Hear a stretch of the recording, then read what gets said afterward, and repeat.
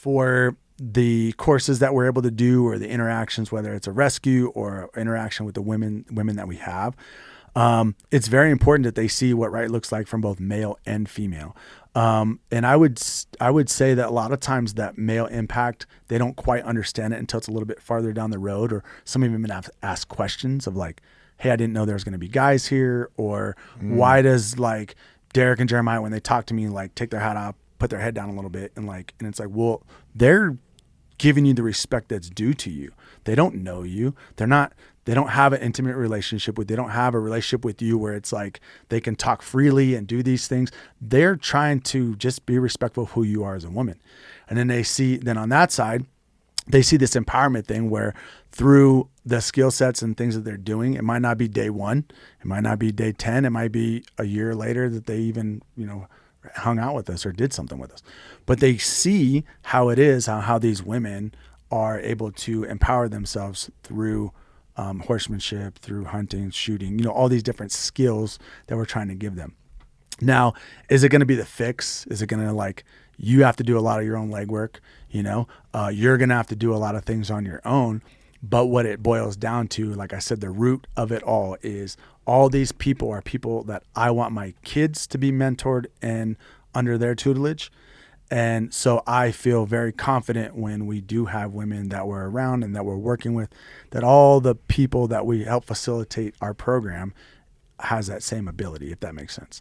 That they are that quality. It's a family mentality, a team mentality. Family big time. I mean, even though you guys aren't blood related, you call her your sister. Yeah, absolutely. Absolutely. I think I do that with my closest friends, like, what's up, brother? You know, like I say that all the time, and I know it's a cliche thing to say, but I only say it to people that I genuinely mean. Right. Like, I consider you family, you know what I mean? Absolutely. So I totally understand that, man. I think that's probably the most empowering thing to somebody, is just knowing that you have, like, nothing makes me feel better than walking into any sort of situation, whether it's going to see a fight or whatever, and going with your crew, right? Of people that you genuinely want to be around, people you want to celebrate with, but also people that have your back, you know what I mean? So I think that there's nothing, and we've dove into that so many times with guys transitioning out of the military and stuff. Is like they tend to be very successful, but not money is not success. A huge Instagram following is not success.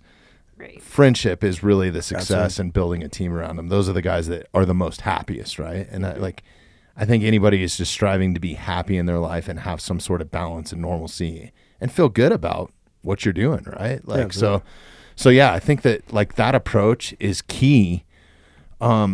Which kind of leads me into my next thing is like, where did the envisionment come for this? I know you started War Party Movement, and then War Party Ranch came along like about a year later, right? And probably a little more, about longer. 2 years. Okay. Probably. So I guess if we could kind of delve into like, I'll dive into that one. Yeah. So Jeremiah and I met through a mutual friend. Sorry, I'm going to have you pull this mic just a little bit closer to you. He reached out through our friend Sarah, and he needed some riding lessons because he had a documentary he was getting ready to go on for veterans, like veterans that kind of, come into civilian life and end up in the ranching community. And so he was going down to Alpine, Texas. I was going down with you were going to Texas for horse riding? Well, yeah. I was going to go Cowboy. He was going to go Cowboy. Shit. Cowboy capital, like one of the elite places in the country. And I didn't want to show up like a Gunsel retard who doesn't know what the hell I'm doing. Yeah. And I was like, I got to find someone to teach me. Yeah. I need a mentor. Yeah. Yeah. So we spent, he came out to the house, I don't know, for a couple weeks, and we got him squared away. And then that kind of just started our friendship. And he told me a little bit about what he was doing with War Party Movement, and he shared, kind of his goals a little bit. Because with the War Party Movement, he can go in, he rescues these girls, get them to a safe house, and they can only stay for a couple weeks, maybe a month, and then there's nowhere for them to go. And so he shared his vision. Well, backtrack. I come from a very broken family, and I was in a severely abusive relationship through my 20s, and I could relate, and without even intending to do so, my my trials have brought, broken people to me, and I've been able to share horses with them. And so we kind of it just started, we started spitballing these ideas, and pretty soon we were putting together a board, and it was just happening. And we've just kind of rolled with the punches since, and it's been a wildly crazy adventure.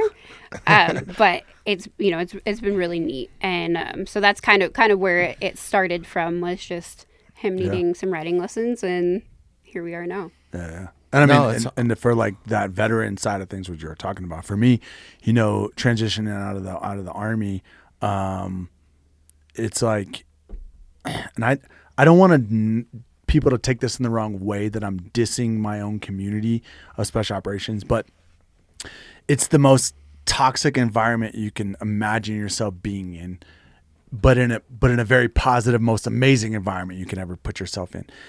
And the ups and downs of those, ebb and flows of that, is no matter how many airplanes you jumped out of, no matter how many people you've killed, no matter what you've done, it's always a dick measuring contest, right? It's always like, you didn't do enough, or did I do it? And you're constantly playing this like almost like imposter syndrome, because you can't believe that you're around these amazing dudes.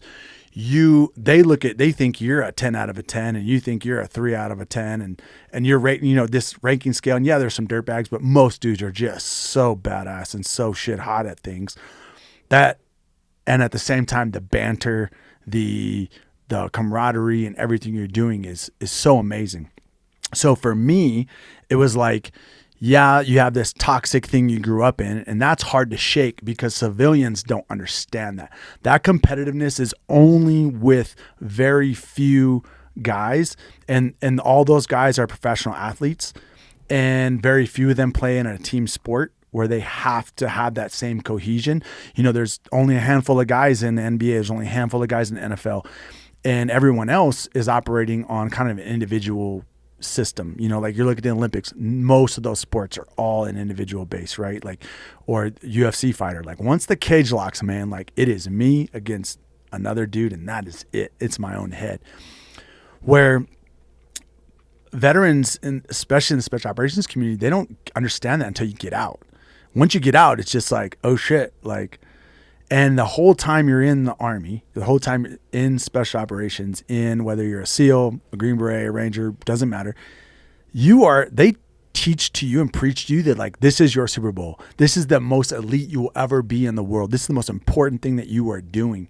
All the while, yes, I have to do those things. I need to be elite, but like being an elite soldier makes you a shit dad, a shit husband, a shit friend, everything else in life you fucking suck at. You have no idea how to do it. I'd rather be deployed than fucking pay my cell phone bill or talk to anyone about their problems. I don't give a fuck, dude. Like, I just want to go on mission and fucking kill bad guys. Like, do bad shit to bad people. Mm-hmm. And you don't know how to remove it.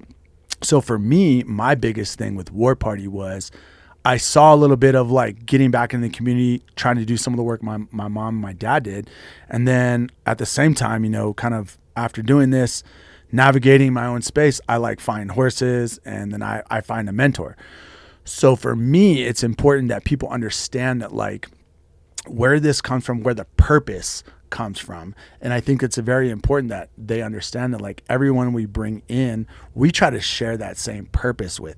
Mikah has her own story, and the things that she's dealt with in her life gives her the same type of purpose that I have, because we almost have this like weird blank slate of like, well, shit, I guess I got to fucking start over, yeah. And I went from, which is probably one of the hardest things to do. Yeah. Like, right. Absolutely. Like you start gaining momentum in life, and especially if you're in an abusive relationship, because the way that the world is set up now, and America specifically, is it's like, it's a 2-income household.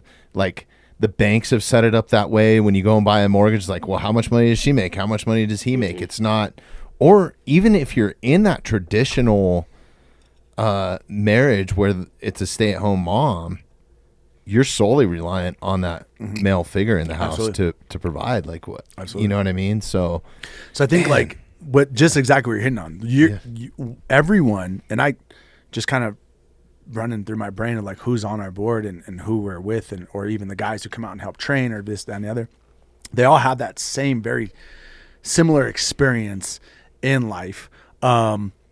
And it is why blessed on the War Party Movement side, and to be able to kind of filter in some of that with War Party Ranch, is I do have these amazing guys who are dads, who are really cool dudes, some of the most badass dudes the planet's ever seen, that are now looking for a purpose, right? Like, I can get a job anywhere in the world killing bad guys with my resume, and so can all my friends. Mm-hmm.